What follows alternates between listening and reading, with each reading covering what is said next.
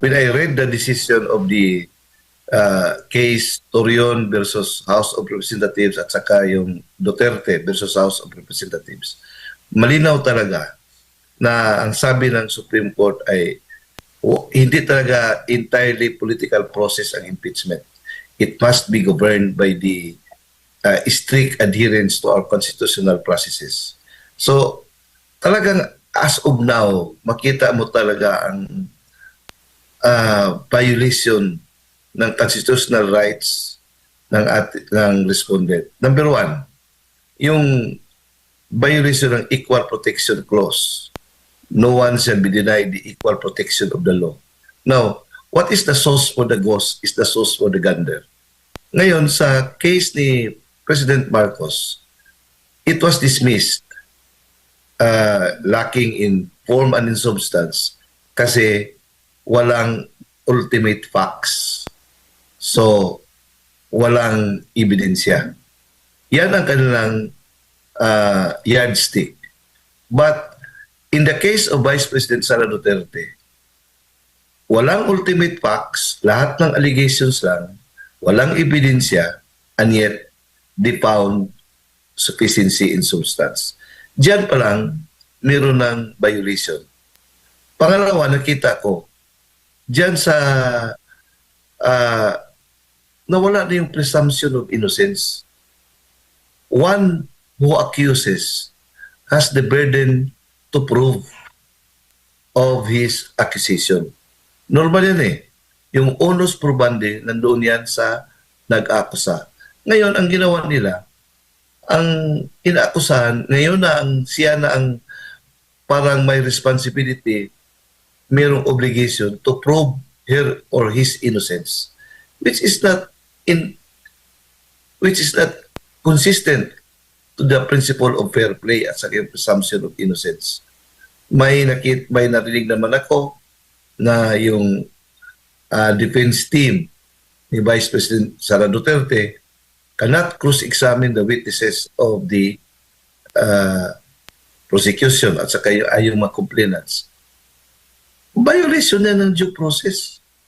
Lahat ng mga rights under the Constitution na sabi ng Supreme Court must be observed ay talagang they are ignoring it, they are denying it to the Vice President.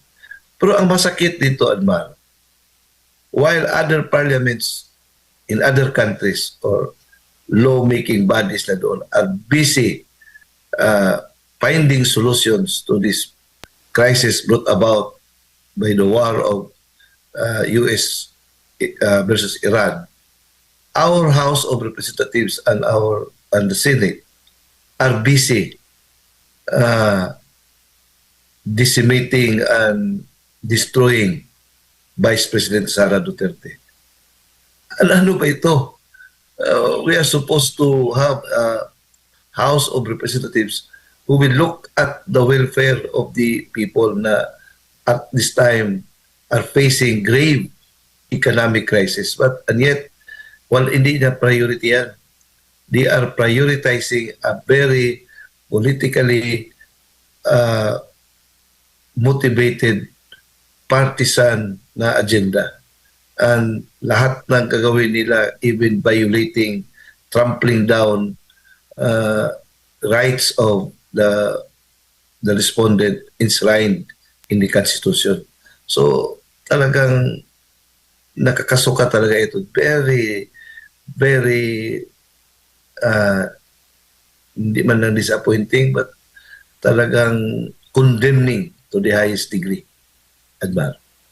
Opo. And mayroong mga paunang, lalo na yung udang liderato po ng Kamara, nababanggit at pinapangalandakan nila na yung mga representative doon, kumbaga automatic na nagiging tinig or boses ng taong bayan. So kapag mayroon daw inihain dyan, automatic daw na sila nagre-represent sa taong bayan po, attorney. Paano naman po ma-differentiate sa tingin nyo po kung sila ba ay sumusunod sa tinig, well, sa kanila mag-uumpisa, no, yung impeachment sa pagpapanagot po sa mga tiwaling opisyal. Pero paano naman po malalaman kung ang ito pong ginagawa nila ay boses or sila talaga ay nagre-represent sa kanilang mga constituents at hindi sa personal na interest po, attorney? Malinaw yan, Admar. Malinaw yan sa sikat ng araw. They are not basing their stance from the pulse or yung sentiments ng kanilang mga constituents. Ang kanilang motivation ay personal interest at saka yung personal preservation kasi alam nila na they have committed sins, they have committed betrayal to the Filipino people, to their constituents, kasi karamihan sa kanila ay they enjoyed the loot na nangyari sa ating kabanang bayan.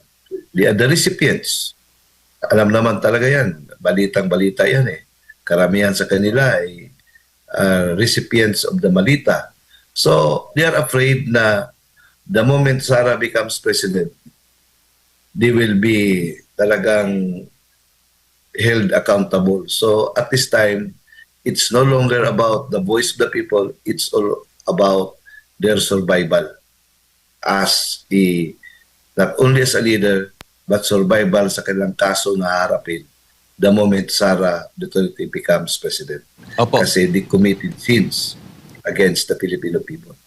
Kaugnay po nito, attorney, na pag-uusapan natin, nakikita nyo po ba na hindi talaga lubusang uusad po or nakikita nila na pahirapan ang pag-usad nitong impeachment? Kaya ang gagawin na lang nila, lulubos-lubusin nila yung panahon, nababanggit nga nila, na meron daw silang mini trial, no? Na gagawin dyan po sa Kamara is para either maisulong yung kanilang sariling interes, hindi talaga for accountability kasi nabanggit nyo nga parang hindi patas yung treatment sa mga impeachment laban kay Marcos Jr. at dito po kay VP Sara.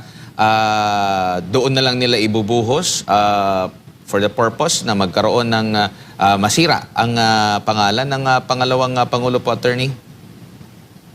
Actually, Almar, ang kanilang pinaka-ultimate objective na ma-convict si VP Sara doon sa Senate, which at this time is an uphill climb. But yung pinaka-short term nila na target, yung sasabing mini trial, is to destroy, to blacken, to demonize the Vice President, to create a narrative. Kahit pa yung narrative na yan ay comical, pero basta lang makakreate ng narrative. Like for example, kay Madriaga, ano bang talagang nobody in his right mind, objective mind, would give credence to that very incredible testimony coming from a detained person diyan sa Bilibid. Kung nabilibid ka, sabi ba ni Secretary ni Congressman Puno, sabi niya, I used to become the DILG Secretary. Alam niya kung anong sitwasyon diyan sa Bilibid. So kahit na anong sasabihin, anong ipasabi sa kanya, sabihin niya talaga niyan. Kasi for his own comfort, kung mayroong ibigay sa kanya na trade-off. At din paniwalaan natin yan. Yung allegation about grave threats. Ano bang grave threats yan? Meron bang ebidensya na talagang meron ng kinontrata si Vice President Sara Duterte na papatay kay President Marcos, kay First Lady at saka kay Speaker? Conditional nga yan eh. So, paano hindi ka maging crime yan? Ako, simpleng abogado lang ako, Almar. But if that case will be filed, talagang madismiss yan kasi walang katawa yan eh. Katawa-tawa talaga yan. Hindi yan naabot sa yung prima facie case na yung may certainty of conviction. Yan na ang pamantayan ngayon sa even in the preliminary investigation stage. Kung objective lang ang prosecutor, talagang diyan pala ng level, dismiss na yan. So, pangatlo, yung confidential funds. Meron bang ebidensya na nagsabi na ang funds na yan ay landed into the pockets of the Vice President? Kahit nga, assuming merong discrepancy sa paggamit ng funds, the ultimate penalty of this allowance is restitution. So paano yan maging impeachable offense? Ang ginagawa lang nila ngayon is to, as I said, to destroy, to blacken, and to demonize the Vice President diyan sa political landscape na baka sakali na because of that masisira siya, just like what they did, just like what the tormentors of the former Vice President Jojo Binay, paano siya sinisiraan. Pero I don't think so that it will work. Lalo na ngayon na ang mga tao ay, in fact, people are no longer watching kung ano nangyari diyan sa diyan sa house. Kasi ang mga tao ngayon ay talagang fighting for survival. Imagine, Admar, paano yung simple middle class lang na tao, yung mga monthly income earners, karamihan dyan, may mga sasakyan. How can they cope with the skyrocketing price of oil na unanticipated? Yan ang worry natin, yan ang concern. Pangalawa, yung presyo ng mga bilihin. Alam mo, I'm not an economist, but if the price of oil increases, may domino effect yan. Lahat, everything is affected. Lahat mag-increase. Yan ang inatupag, yan ang problema na inatupag ng mga taong bayan ngayon. Siguro sa mga ultra-rich, like mga congressmen dyan, they cannot feel it kasi wala sa kanila yung kahit pa mag-full tank everyday sila. Kasi sintabos na yan sa kanila, daming pera nila. Lalo na ngayon, may mga incentives pa siguro sila. So, ito ang talagang masakit dahil they are not doing their job, pero sige, gawin nila yan, but I don't think so that mag-epekto yan sa pagkasira ni Vice President. Baka lalo pang aangat yung rating ng Vice President kung gagawin nila yan.